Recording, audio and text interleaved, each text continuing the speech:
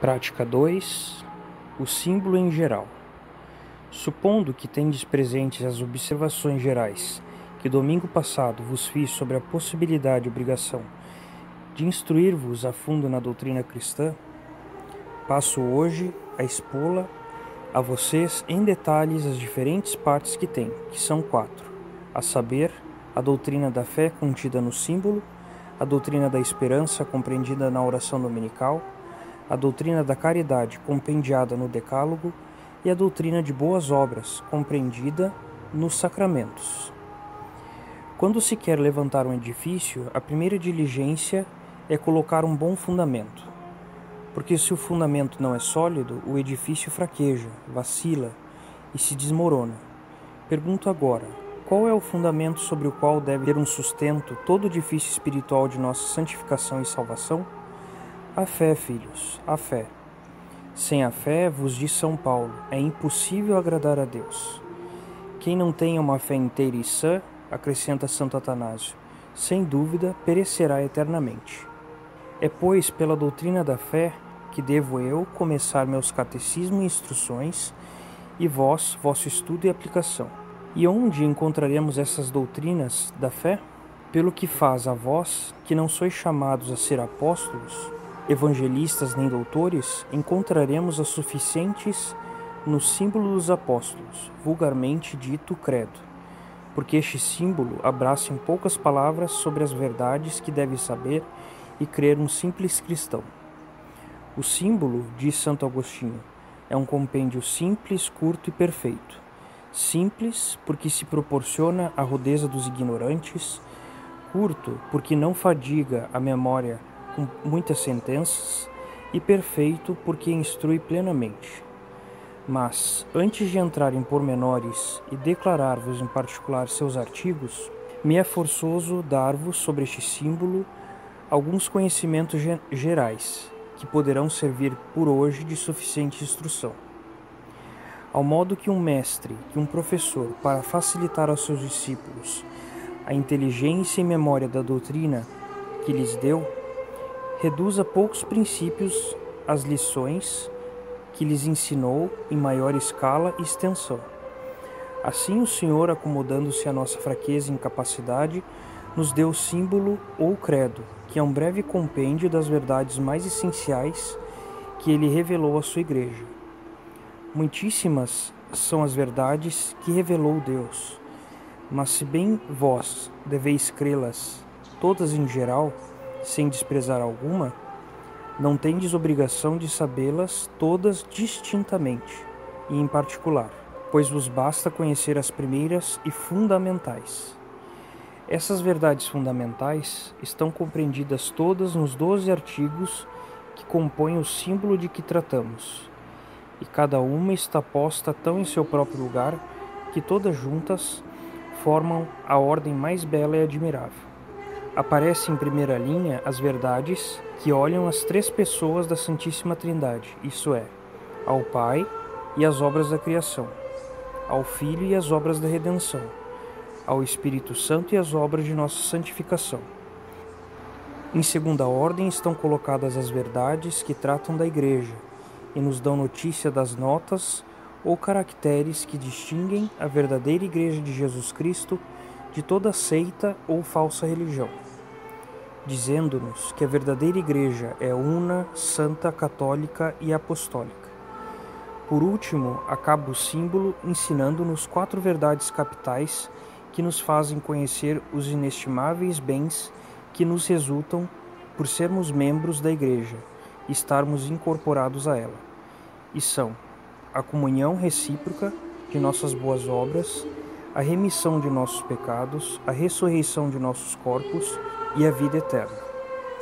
Aqui desejo que noteis bem uma coisa, e é que mesmo que as verdades reveladas por Deus não estejam todas expressamente indicadas no símbolo, todas, porém, as cremos implicitamente e em geral, na fé, através da fé da Igreja, cuja verdade e autoridade reconhecemos no artigo 9, dizendo: creio a Santa Igreja Católica. Mas não é possível crer a Igreja e não crer as verdades que ela propõe. Mas o que todavia quero que noteis mais é que o símbolo foi obra e composição dos mesmos apóstolos, daqueles grandes mestres da fé, dos pais da igreja cristã, quem reunidos em uma conferência o compuseram inspirados de Deus e o deram à igreja. Havendo eles recebido de Jesus Cristo a ordem de dividir-se por toda a terra e anunciar a todas as nações a verdadeira fé, antes de separar-se uns dos outros, compuseram de comum acordo essa fórmula de fé, como testemunha a tradição constante de todas as igrejas. E isso o fizeram por 3 motivos: para que em sua pregação houvesse a mais perfeita uniformidade possível, não somente nas doutrinas e sentimentos, mas até nas palavras e expressões, para que os povos convertidos, mesmo que separados entre si pela diferença de climas e distâncias de lugares, em ponto de crença não tivessem mais que uma só linguagem, assim como não deviam ter mais que uma só fé. Para facilitar, e terceiro, para facilitar ao comum dos fiéis, que não são capazes de grande estudo, o conhecimento das verdades mais necessárias, com uma fórmula breve, clara e proporcionada ao talento de cada um. Estes foram, filhos meus, os fins que moveram a estes pais e fundadores da Igreja a ordenar juntos este excelente símbolo que temos. Que glória para a Igreja possuir no símbolo as preciosas relíquias dos santos apóstolos. Relíquias não de um somente, mas de todos, não de seu corpo, senão de seu espírito, que dita para vós aprender ainda hoje da boca desses homens insignes as verdades salutares que ensinaram ao mundo. Que consolo para os ignorantes, que não sabem a Escritura, ter um compêndio de toda ela nas 12 sentenças que compreende o símbolo. Que alegria, enfim, para os sábios ver recompilado, em poucas palavras, quanto se leu nas Escrituras, quanto aprenderam da tradição. Por aqui podeis conhecer, meus filhos, quais sejam os deveres de todo cristão no que diz respeito ao símbolo. Como os levo já insinuado, o símbolo se vos foi dado para ensinar-vos as verdades mais essenciais da religião, do que resulta que tendes obrigação de aprendê-lo e conservá-lo na memória. Esta obrigação, diz São Tomás, de si é absolutamente grave. Nem estaria livre de culpa mortal quem não o fizesse, posto que sua ignorância não poderia proceder de outro princípio que de uma culpável omissão, e de não ter nenhum caso dos deveres anexos à qualidade de cristãos.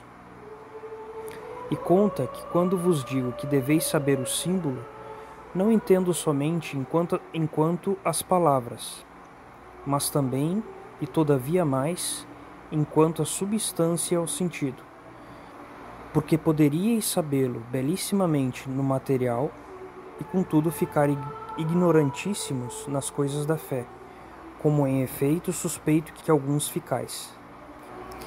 De que serve saber alguém rezar o credo, se essa ciência não vos traz instrução nem luz? Que aproveita saber dizer, creio em Deus Pai Todo-Poderoso, Criador do céu e da terra, se não entendeis nem que coisa é Deus, nem que é sua paternidade, e nem em que consiste sua onipotência, nem que indica o título de Criador? Menos condenáveis seríeis se, ignorando as palavras, compreendesseis ao menos o espírito e a substância. Mas saber rezar o símbolo e não entender as verdades que contém é para vós como um livro grego, que podeis ficar ao fogo sem temor de que vos faça falta.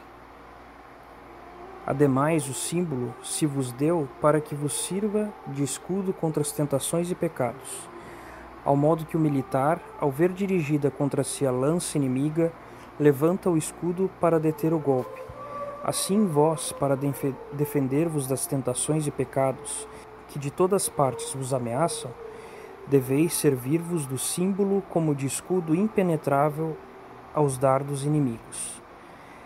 Daqui é que deveis rezá-lo com frequência, como vos ensina com um exemplo a mesma Igreja, que vos faz rezar muitas vezes cada dia no ofício divino. Sim, deveis rezá-lo frequentemente, não somente para honrar a Deus com esse autêntico testemunho de vossa fé, mas para defender-vos, a vós mesmos, das várias tentações a que dia e noite estáis expostos. Quem repassa com frequência as grandes verdades propostas no símbolo, eu vos asseguro que não se fica tão facilmente a pecar. A que pensais que eu atribuo a maior parte dos pecados que fazeis? A que apenas tendes presentes as verdades que professais no símbolo. Se quando, ó jovem, o demônio vem a brindar-te com pecado impuro, te achas-se bem impressionado da ideia de um Deus onipotente que te olha, te observa e é testemunho de vista de tudo quanto fazes, crês tu que te precipitarias a ele com a facilidade que te precipitas? Se quando a mulher te estás adornando ao mundano para apresentar-te ao público com uma deusa, atrair-te as miradas, os olhares e favores de uma turba de insensatos e acender a lascívia enquanto os tem a desgraça de olhar-te, te acordasses de um Jesus Cristo Redentor, te relembrasses de um Jesus Cristo Redentor que a tanta custa redimiu a tua alma e a desse próximo que deixas a perder, pensas tu que terias valor para passar adiante? Se quando, ó menina, te vem aquele iníquo tentador a perturbar a teu candor e inocência, te achasse bem impressionada da verdade de uma vida perdurável que te espera, julga tu que acenderias com a frescura que o fazes? Não, vos custaria ofender a Deus. Não saberíeis resolver-vos a cometer o pecado. O símbolo, pois, é o escudo que, segundo o conselho de São Paulo, deveis embrasar para despuntar os dardos do inimigo tentador. Mas entendei, caríssimos, que para a reza do símbolo vos sirva o afeto e vos resulte proveitoso, não basta que vos façais de qualquer modo. E aqui permiti-me, de passo, uma reflexão que outras vezes terei ocasião de fazer. E é que com o frequente uso de certas coisas santas, convertemos o ouro em barro. Quero dizer, que por nossa dissipação reduzimos a nada os exercícios mais santos e as melhores práticas de religião. É inegável que o símbolo seja por si mesmo um excelentíssimo ato de fé. Mas é um ato de fé no estilo com que muitos o rezais? O seria se ao rezá-lo vosso coração andasse de concerto com a língua, andasse de par com a língua. Se o que dizeis com os lábios, o confessasseis com o coração.